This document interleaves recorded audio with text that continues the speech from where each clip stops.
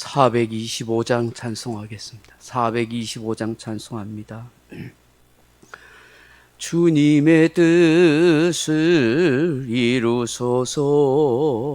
고요한 중에 기다리니 진흙과 같은 날 빚으사 주님의 형상 만드소서. 주님의 뜻을 이루소서. 주님 발 앞에 엎드리니 나의 맘속을 살피시사 눈보다 희게 하옵소서. 주님의 뜻을 이루소서. 병들어 몸이 피곤할 때 권능의 손을 내게 펴서 강건케 하여 주옵소서.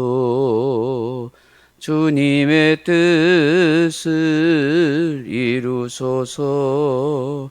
온전히 나를 주장하사 주님과 함께 동행함을 만민이 알게 하옵소서.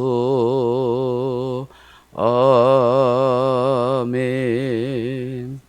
하나님 말씀은 야고보서 5장 1절로 4절 말씀까지입니다. 야고보서 5장 1절에서 4절입니다.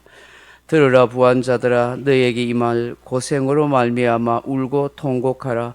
너희 재물은 썩었고 너희 옷은 좀 먹었으며 너희 금과 은은 녹이 슬었으니 이 녹이 너희에게 증거가 되며 불같이 너희 살을 먹으리라. 너희가 말세의 재물을 쌓았도다. 보라, 너희 밭에서 추수한 품꾼에게 주지 아니한 삭시 소리 지르며 그 추수한 자의 우는 소리가 만군의 주의 귀에 들렸느니라. 아멘. 사랑하는 성도 여러분, 성경은 부유함 그 자체를 정죄하거나 악하다라고 말씀하지 않습니다. 정당한 경제활동을 통해서 부를 획득하고 부자로 살게 되는 것에 대해서도 비난하거나 잘못되었다라고 결코 말씀하지 않습니다. 얼마든지 부지런히 열심히 일해서 부유해질 수 있고 그 부를 누릴 수 있다라고 말씀합니다. 부를 가지고 선한 일을 할 수도 있고 가난한 자들을 도울 수 있으며 정의 또한 실현될 수 있는 도구나 재물이 되는 것입니다. 그런데 오늘 본문 말씀은 정당한 방법으로 정의롭게 부를 축적한 사람에 대하여 말씀하는 것이 아니라 불의한 방법으로 부를 축적한 이 땅의 악한 자들에 대한 하나님의 심판에 대해서 말씀하고 있는 것입니다. 불의한 부자들에게 임할 하나님의 심판이 무엇입니까? 울고 통곡하게 될 것이라 말씀하십니다. 1절에 보시면 들으라 부한 자들아, 너희에게 임할 고생으로 말미암아 울고 통곡하라, 그렇게 말씀합니다. 요한계시록에 보면 부자들, 장사하는 자들이 당할 말세의 고통스러운 상황을 이렇게 묘사하고 있습니다. 계시록 18장 11절 이하에 땅의 상인들이 그를 위하여 울고 애통하는 것은 다시 그들의 상품을 사는 자가 없음이라. 티끌을 자기 머리에 뿌리고 울며 애통하여 외쳐 이르되 화 있도다 화 있도다 이 큰 성이여, 바다에서 배 부리는 모든 자들이 너희의 보배로운 상품으로 치부하였더니 한 시간에 망하였도다. 여기 고생이라 하는 말이 탈라이포리아 하는 말로 재난, 재앙, 고통, 비참이라는 뜻입니다.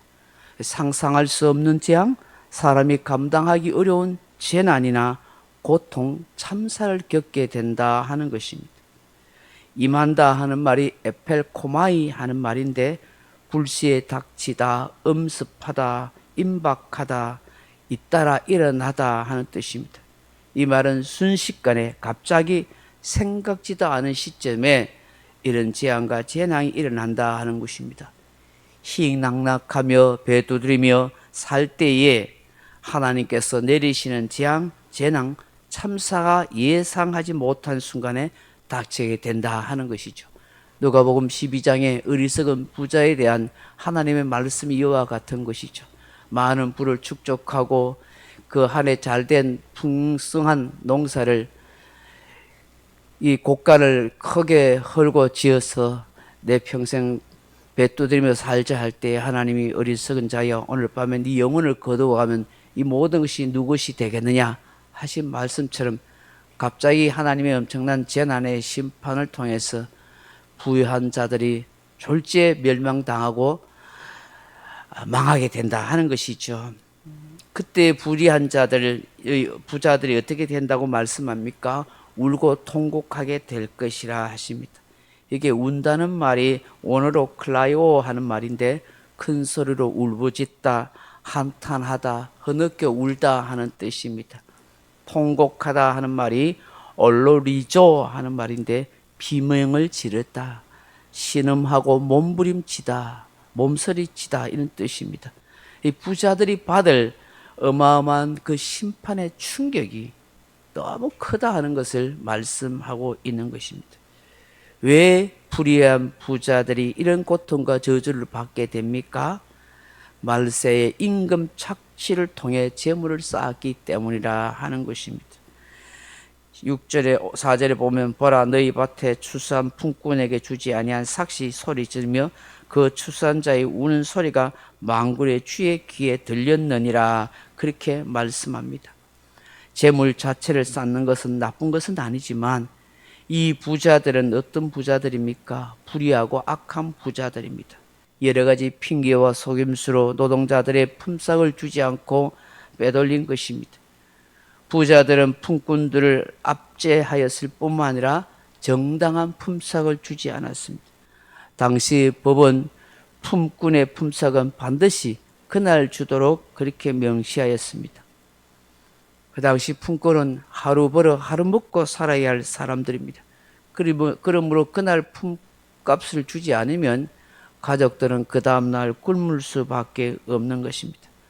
당시의 규례를 어긴 것입니다. 가난하고 힘없는 품꾼들은 그 누구에게도 하소연하지 못했습니다. 지금처럼 노동조합이 있는 것도 아니고 국가에서 구조해주는 노동기관이나 인권위원회가 있는 것도 아닙니다. 부자들에게 미움을 받으면 다시는 일도 하지 못하고 생계에 위협이 될 수밖에 없는 것입니다. 그러니 말도 못하고 벙어리 냉가슴 앓듯이 하늘의 하나님께 울며 하소연할 수밖에 없는 것입니다. 하나님께서 이런 품꾼들의 울부짖음을 다 들으신다고 하십니다. 지금 우리나라뿐만 아니라 지구촌 곳곳에 외국인 근로자들이 많습니다. 지금은 많이 좋아졌다 하지만 여전히 외국인 근로자들에 대한 차별과 학대와 임금 체벌이 있습니다. 심지어 재물을 빼돌리고 공장을 폐쇄하는 일조차도 있습니다. 이렇게 쌓은 부가 무슨 복이 되겠습니까? 하나님의 심판을 다 받게 된다 하는 것입니다. 그들이 쌓았던 모든 재물은 그야말로 녹이 쓰는 것처럼 다 사라질 것이다 하는 것입니다. 오늘 우리가 무엇을 기도해야겠습니까? 불의한 세상, 불공평한 세상이 되지 않도록 도와주시옵소서.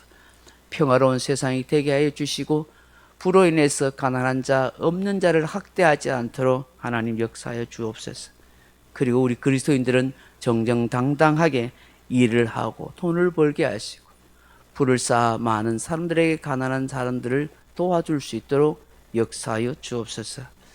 그렇게 기도하는 저와 여러분 되길 주님의 이름으로 축원합니다. 각자 기도하시기 바랍니다.